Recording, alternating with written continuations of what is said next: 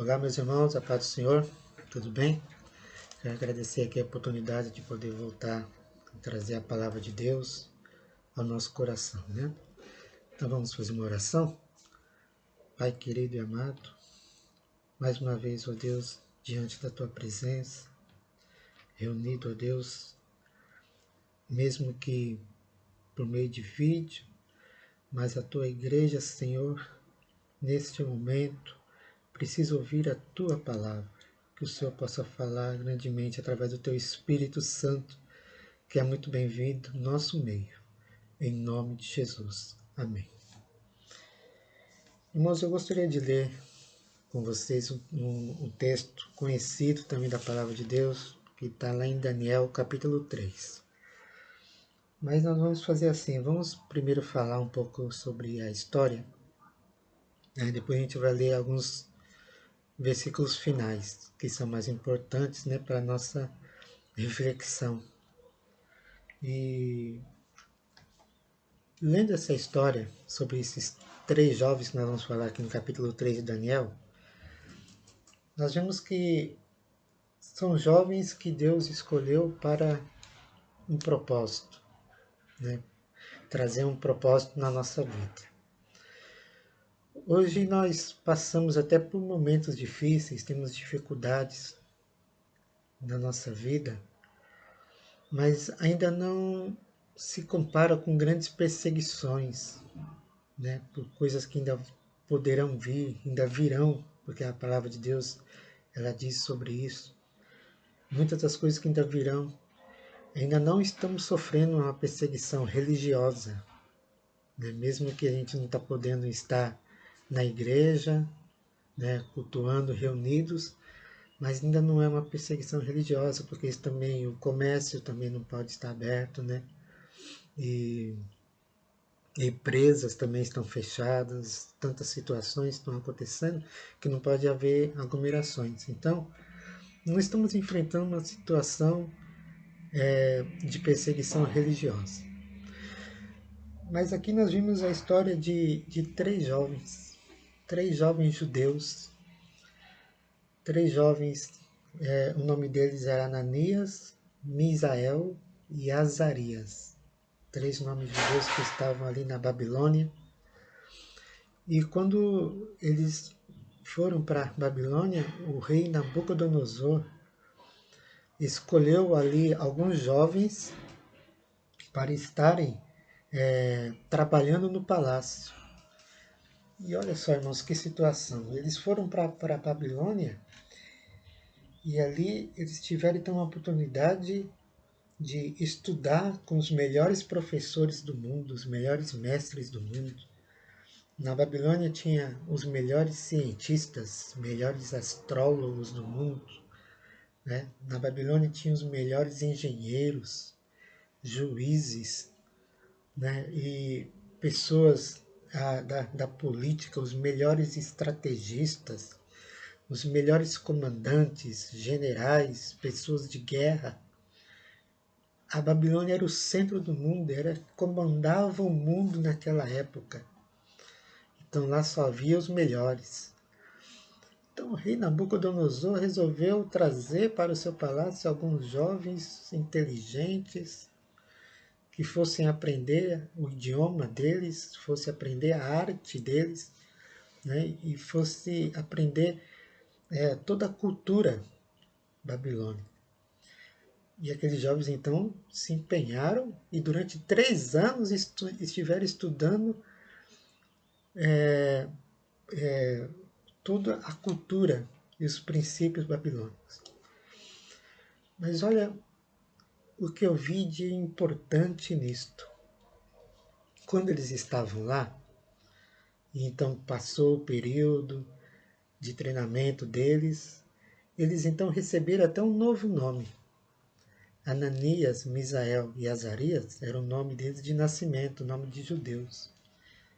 Mas a dedicação deles eram tantas, então eles mudaram, os babilônicos mudaram o nome deles, porque seria até mais fácil para a pronúncia deles, né? Mas colocaram o nome babilônicos desses jovens judeus, Por isso nós conhecemos mais como Sadraque, Mesaque e Abednego, né? E eles então estavam ali trabalhando e exercendo a função deles. Mas eu quero chamar a atenção para vocês para a nossa convicção,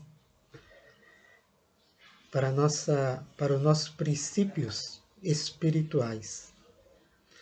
Aonde quer que nós estejamos e aonde quer que nós vivamos, porque temos que viver neste mundo, precisamos trabalhar, e o que quer que nós façamos, o que nós estamos de fato fazendo, como nós estamos realizando, estamos fazendo com excelência, estamos fazendo bem feito, maravilha, temos que fazer mesmo assim, porque esses jovens se dedicaram e fizeram muito bem feito aquilo que lhes era determinado fazer.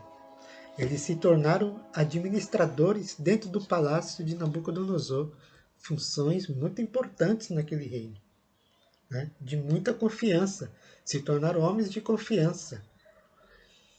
Mas o importante, irmãos, é que eles não abandonaram o princípio espiritual, a convicção e a fé que eles tinham no Deus deles, no Deus verdadeiro, no nosso Deus, no Deus que está acima de todas as coisas.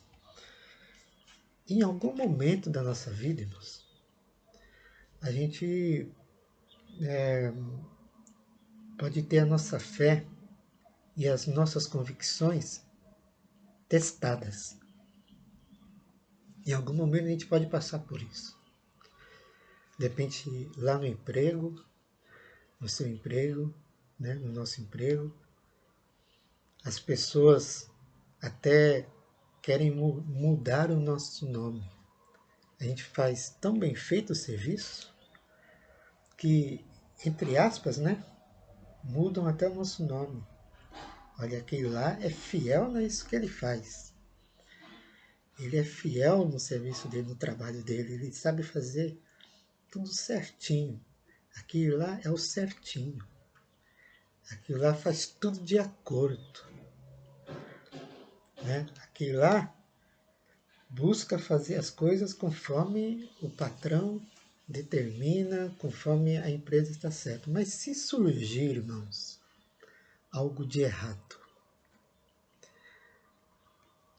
eu dou aqui exemplo de empresa, do trabalho, né? Que é o mais fácil para a gente entender, mas pode ser na família, entre os amigos, entre os vizinhos, aonde quer que nós estejamos. De repente somos confrontados a nossa fé diante de uma situação que a gente percebe que está errado, que nós sabemos que está errado, porque nossas convicções espirituais dizem que isso está errado. O que vamos fazer? Lá no emprego, se eu não fizer conforme estão me mandando fazer, eu posso perder o emprego. Eu posso ser mandado embora. Como é que fica a minha família? Como é que vai ser a minha vida? Irmãos, quando nós vemos aqui esta palavra, a gente percebe o que Deus espera de cada um de nós. Então aqueles 3 jovens que nós conhecemos, né? Eles são mais conhecidos como Sadraque, Mesaque e Abednego. Aqueles 3 jovens viveram alguma situação dessa. Porque o rei Nabucodonosor, por ser muito ditador, e todo ditador ele quer atenção para si, ele quer adoração para si, ele quer atenção para si. Então, para ele não importa se as pessoas do reino dele serviam a algum deus, né? Se as pessoas do reino dele tinham alguma religião, ele não estava nem aí. Ele não se importava com isso. Então ele fez um decreto e mandou que construíssem uma estátua de ouro de 27 metros de altura. Mandou construir uma estátua. e colocou lá no decreto: todos devem adorar essa imagem, se prostrar diante desta imagem, e se não me obedecerem, serão lançados numa fornalha, serão queimados vivos. Então o ditador é isso. Ele não lidera com amor ou com respeito às pessoas. Ele lidera impondo e ameaçando. Isso é muito perigoso. Tem muitas pessoas que têm um ditador enrustido aí nele. Olha, ou você faz, ou você vai ser mandado embora. Ou você faz, ou vai acontecer isso e isso com você. Ameaças. Fazem ameaças. E agora o que nós fazemos com a nossa convicção, com a nossa fé, com a nossa firmeza de pensamento em Deus? O que fazemos agora? Qual atitude tomar? Então Nabucodonosor, ele mandou reunir todos os seus oficiais, mandou reunir os seus juízes, o magistrado, mandou reunir seus vice-reis, mandou reunir todas aquelas pessoas que administravam no seu palácio, mandou reunir os governadores, as pessoas importantes, seus súditos mais leais, mandou reunir todos e mandou reunir também pessoas representantes dos povos das nações que ele havia conquistado. E colocou todo mundo numa planície, num lugar, num campo muito grande, um espaçoso lugar. E o rei estava ali com a sua banda, com seus músicos, prontos para tocar todo tipo de instrumentos daquela época. E então, o arauto, que a gente conhece hoje como o porta-voz, o arauto do rei começou a anunciar: olha, gente, o rei vai mandar tocar a música. E no momento em que tocarem as músicas, todos vocês devem se ajoelhar, e não só se ajoelhar, se prostrar com o rosto em terra, adorando a imagem do rei. Imaginem a cena, irmãos. Aquela multidão, quando tocaram a música, aquela multidão se ajoelhou e se prostrou diante daquela estátua. E aí vemos, irmãos, essa situação. As pessoas viram. Quantos ali tinham a sua própria religião, porque eram povos de tantas nações, tinham suas religiões. Abriram mão dos seus princípios religiosos, seja lá que religião fosse. Abriram mão. E tantos judeus que aprenderam desde pequeno a adorar o Deus verdadeiro e abriram mão.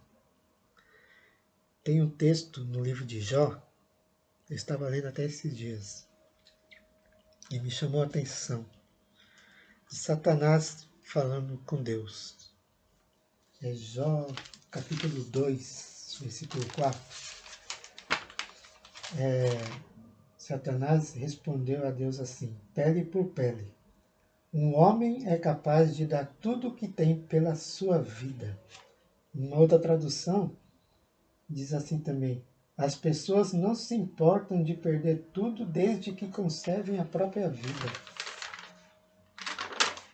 Tem uma outra tradução também: tudo quanto um ser humano tem, ele dará para salvar a sua vida. Tudo que o ser humano tem, ele dará para salvar a sua vida. Isto é a filosofia de Satanás. Pode fazer qualquer coisa, ameaça a vida dele, ameaça o emprego dele, ameaça a família dele, ameaça isso, ameaça aquilo, que ele cede. Irmãos, infelizmente, tem pessoas que nem precisam tanto. Nem precisa ameaçar a família, nem precisa ameaçar o emprego, nem precisa ameaçar nem sequer a sua própria vida. Coisas poucas, coisas pequenas já estão abrindo mão. Coisas pequenas estão abrindo mão dos princípios de Deus para a sua vida. Coisas insignificantes já estão abrindo mão. É só hoje, Deus entende. Deus sabe que eu estou precisando. Irmãos. E os princípios, as nossas convicções espirituais onde estão. Então, o rei mandou tocar a música, todos se ajoelharam. E aí foram contar para o rei, né, sobre os jovens. Foram contar para o rei sobre aqueles jovens que não se prostraram. Daniel capítulo 3, versículo 8, 3:8 de Daniel. Nesse momento, alguns conselheiros e astrólogos se aproximaram do rei Nabucodonosor e denunciaram os judeus, alegando: Ó rei, vive eternamente. Tu decretaste que todo homem que ouvisse o aviso emitido pelo som da corneta, da flauta, da harpa, da cítara, do saltério, da flauta dupla e de várias músicas executadas por muitos instrumentos, todos tocando juntos, deveria imediatamente prostrar-se em terra e adorar a grande estátua de ouro. E qualquer pessoa que não se prostrasse e adorasse seria lançada numa fornalha de fogo ardente. Contudo, olha aí a denúncia, há alguns homens judeus que tu nomeaste para zelar pelos negócios da província da Babilônia, Sadraque, Mesaque e Abednego, que não fizeram caso de ti, nem de tuas ordens, ó rei. Não cultuam os teus deuses, tampouco adoram a imagem de ouro que tu ergueste. Assim que o rei ouviu esta declaração, encolerizou-se terrivelmente e mandou chamar Sadraque, Mesaque e Abednego. E rapidamente estes homens foram trazidos à presença do rei. E aí Nabucodonosor questionou no versículo 14. Ó Sadraque, Mesaque e Abednego, é mesmo verdade que não cultuais a meus deuses e nem adorais a estátua de ouro que eu edifiquei? Pois de agora em diante ficai atentos, quando ouvides o som de todos os instrumentos, entoando suas músicas, melhor será que imediatamente vocês se prostrem e adorem a estátua que eu fiz. Dai, pois, ouvidos a esta advertência, pois será bem melhor. Se não prestares o vosso culto à imagem de ouro, sereis atirados sumariamente numa fornalha em chamas. E vos indago, que Deus poderá livrá-los das minhas mãos? E agora? Eles foram denunciados. Eles estavam agora diante do rei. O que fazer agora diante dessa situação? Como sair de uma situação desta? Confiando em Deus, irmãos. Lembra que a nossa confiança está em Deus sempre e não em nós? E não na nossa capacidade? E não na nossa vida?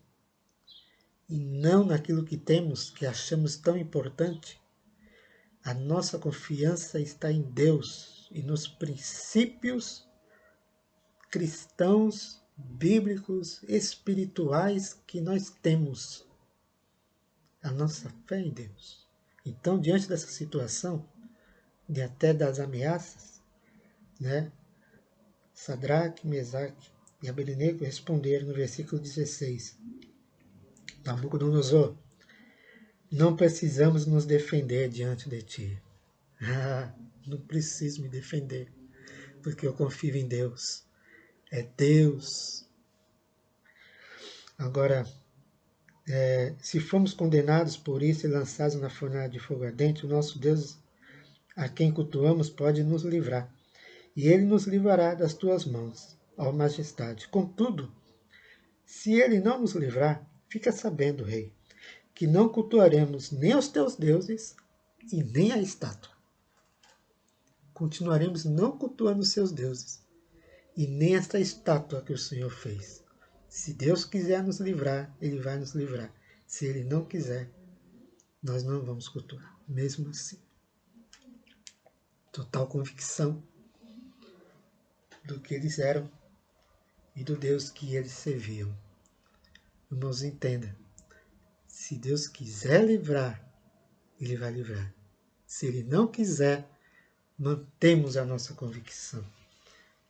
Mantemos a nossa vida. E agora aqui, para a gente adiantar, eles foram lançados. O rei ficou furioso, ficou com muita raiva e mandou aquecer ainda mais. Mandou amarrar eles, amarrar suas mãos, amarrar seus pés. E os soldados lançaram eles na fornalha. Estava tão quente que, ao abrir a porta da fornalha, os soldados morreram com as chamas que estavam muito altas. E eles foram lançados naquela fornalha. E, de repente, quando o rei olhou, ele se assustou. Ué, a gente não lançou 3? Como é que eu vejo o quarto lá dentro passeando no meio do fogo? Irmãos,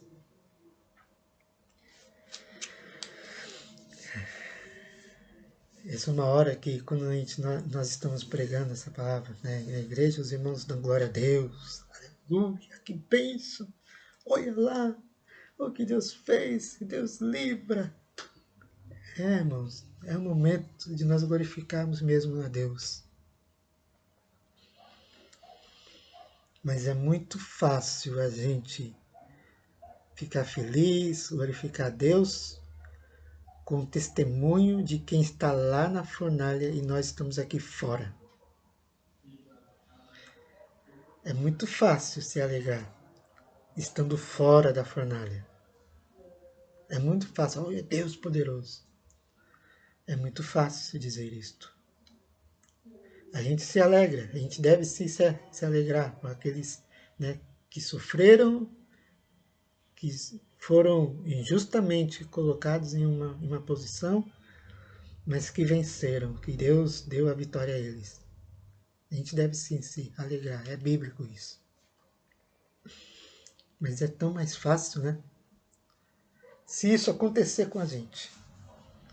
E quando for a nossa vez,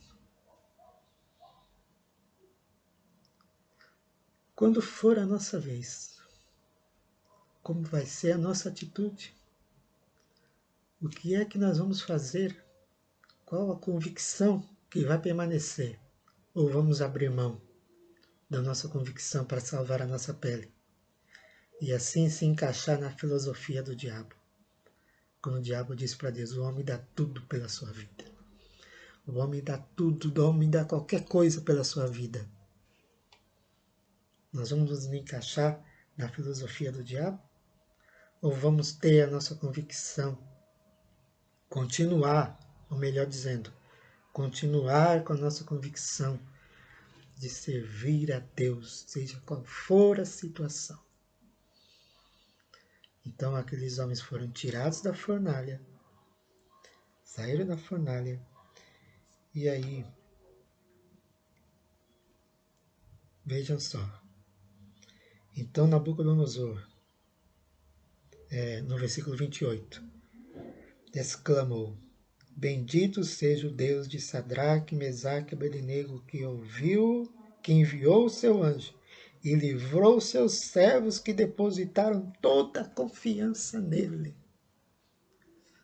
Bendito seja esse Deus que enviou o seu anjo e livrou seus servos que colocaram confiança nele. Confiaram em Deus acima de tudo. Irmãos, nós não podemos colocar a situação que nós estamos vivendo agora como um comparativo. Uma situação é diferente. Né? O isolamento, não podemos nos reunir, não é uma perseguição religiosa, mas é algo que nós já podemos começar a sentir. e nos preparar para aquilo que ainda há de vir, para aquilo que está se aproximando. Por isso, irmãos, esta convicção tem que fazer crescer aí dentro. Esta confiança em Deus, nós temos que aumentá-la cada vez mais. Como fazer isso? Buscando a Deus todo momento da nossa vida. Todo instante da nossa vida buscando ao Senhor, orando, lendo a palavra, mesmo não estando ali reunidos, mas todos nós fazendo a nossa parte, mantendo a nossa fé em Deus, nossa confiança em Deus. Quando chegar o momento mais difícil, nós estamos prontos para a situação que virá, para os problemas que virão, a perseguição que virá. Então, irmãos, tome essa reflexão no seu coração e na sua vida. Leia com mais atenção. Uma pena que a gente não pode explanar melhor, tanta coisa para falar nesse texto. A gente não tem um tempo para isso, mas que essas palavras possam realmente servir para nós como incentivo a perseverar cada vez mais na presença de Deus. Cultuarmos a Deus diante da presença dEle e confiarmos totalmente nele. As coisas podem piorar, mas mesmo assim a nossa convicção, a nossa fé está em Deus, totalmente em Deus. Amém, irmãos? O Espírito Santo possa falar muito mais profundo no seu coração nesta palavra, em nome de Jesus. Deus abençoe a sua vida e a sua família.